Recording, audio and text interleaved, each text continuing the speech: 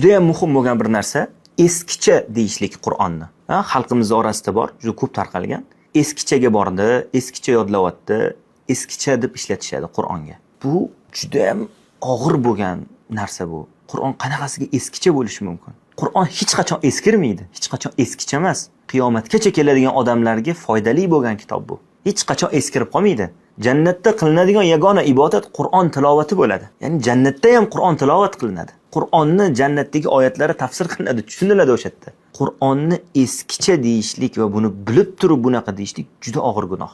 Bu Allohning kitobini qadrini tushirishlik, uni buyukligini kamsitishlik hisoblanadi. Shuning uchun ehtiyot bo'laylik. Allohning kalomini, Qur'onni tilimizga olganimizda, u haqida gapirganimizda, bu Robbimning kalomi, Qur'onul azim. Alloh Qur'onul azim dedi buni. Buyuk bo'lgan Qur'on. Kichkina narsa emas bu. Qur'onni yodlagan odam agar biror narsani dunyoda Qur'ondan buyuk sanasa, demak u Qur'onni qadriga yetmas ekan. Qur'ondan buyuk narsa yo'q, Qur'ondan aziz narsa yo'q. Innahu laqur'anun karim, karim bo'lgan Qur'on bu.